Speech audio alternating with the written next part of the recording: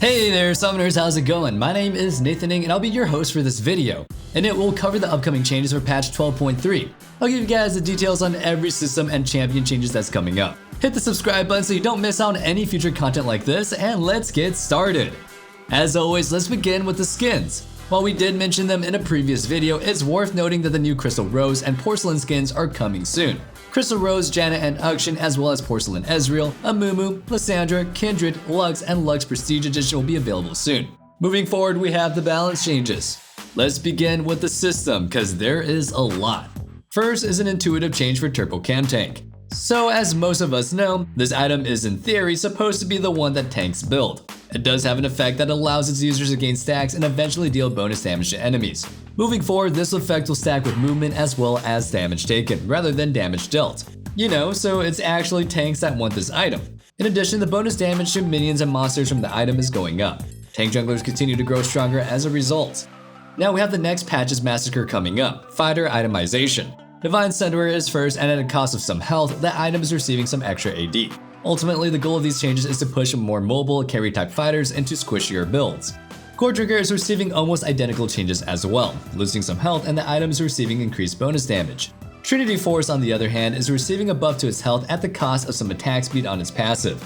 My guess is that Riot's issue is when fighters build only a mythic item for defense and find sufficient durability from it. In Trinity Force's case, it's receiving the opposite treatment and trading some damage for defensive power. Next up is Serix Gauge. It will no longer grant bonus AD, but instead includes a new, old effect that grants its user 40% of their base AD as bonus AD. This means that those hungry for some extra base damage, aka Spellblade users, will benefit heavily from it, while some champions who take advantage of AD ratios miss out on some damage. Finally, the bonus shield granted is being significantly reduced. Death's Dance is receiving changes as well. The total cost is going up by 200. In return, the damage reduction will apply to both physical and magic damage, although slightly lowered. The healing from the item will also be based on bonus AD rather than max HP. Finally, the healing condition will now require players to have dealt damage within 3 seconds of a takedown. With all of these changes considered, the item is much more suited for an AD heavy build, forcing players to play a high risk, high reward playstyle. Moving on, we have Blight Cleaver, which is trading in some health for a combination of more AD and more ability haste. Now let's talk about the buffs. That's right, they're not readjustments intended to ultimately be power neutral. Ravenous Hydra is receiving a flat buff. The bonus AD is going up by 5. Malva Mortius is receiving some really big ones next patch as well. Its bonus AD and ability haste are going up by 5. The shield that it grants will unfortunately scale with bonus AD rather than max HP, but like I said, this is gonna be a buff. That's because it'll include a new passive that grants the user some extra Omnivamp after triggering the shield. This should help the item be much better, since right now it's kind of, garbage. Speaking of which, Hexdrinker is also receiving a buff. Nice and simple, the item is receiving 5 more bonus AD. Hearthbound Axe is next, and its cost is being reduced by 100. Finally, we have Blade of the Ruined King, which will cost 100 more gold, but deal more percentage health damage. With all these changes, we can expect major shifts in the meta next patch. Essentially, the fighter role is being reworked with all of those adjustments, and we'll make sure to keep an eye on the meta for you. That being said, if you're gonna be looking to stay on top of things and win your games early on in the season, use the code WINTER to save 20% off a ProGuides subscription. In addition, make sure you hit up one of our excellent coaches while you're on our website, ProGuides.com. Finally, with the system changes covered, let's talk about the champion balance next. First, let's start off with the top lane buff with Quinn. Her W's attack speed buff is receiving a buff at early ranks, while her ultimate's AD ratio is going up by 30%. These are solid buffs that help Quinn out at all stages of the game. The fact that her W provides even more bonus attack speed at rank 1 means that she's going to be a lot stronger for the most important stages of the game, the early and mid game. That actually covers the top lane, so I guess we'll run through the jungle next. Amumu is first, and he's receiving a small nerf. His armor per level is being reduced, and his ease damage reduction will be capped at 50% of the damage instance. This puts it in line with the other damage reduction in the game as well, and will, in certain situations, cause him to take a lot more damage than before. These nerfs alone won't take him out though, and Amumu will certainly remain a powerful threat in low to mid elo.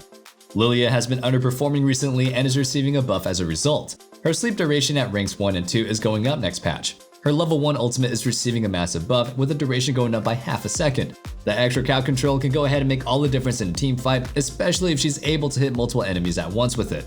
With the jungle concluded, let me ask you our question of the day.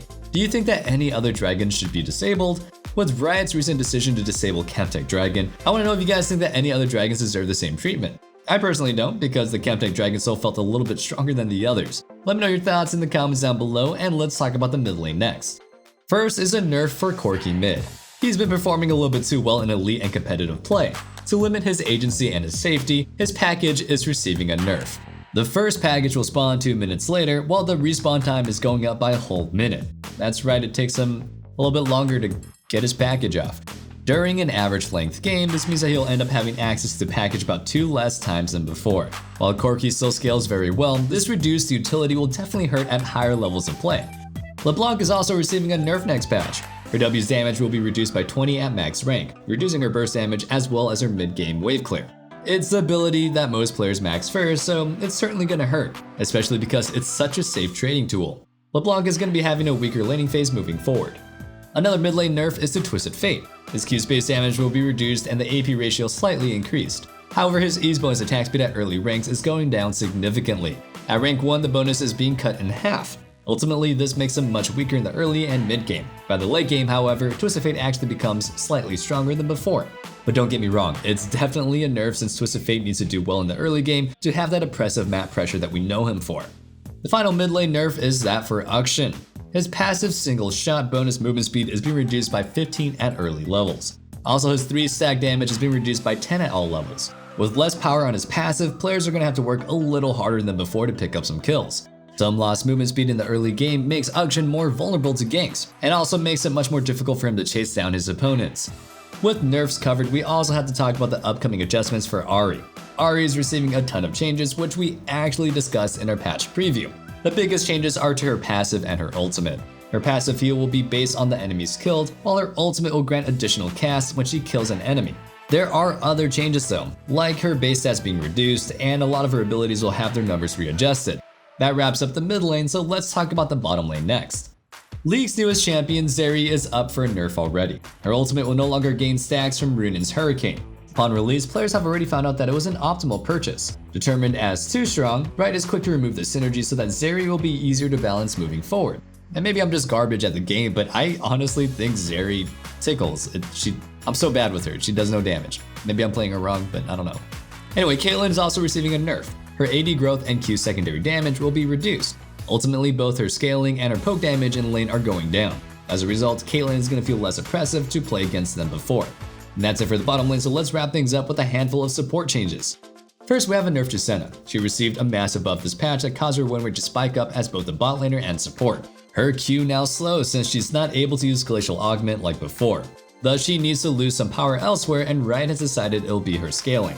Senna's soul drop rate on minion kill will now be reduced heavily moving forward.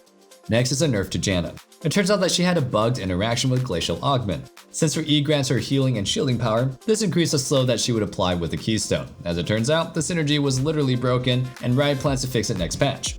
Nami is another champion that's receiving a plethora of changes next patch.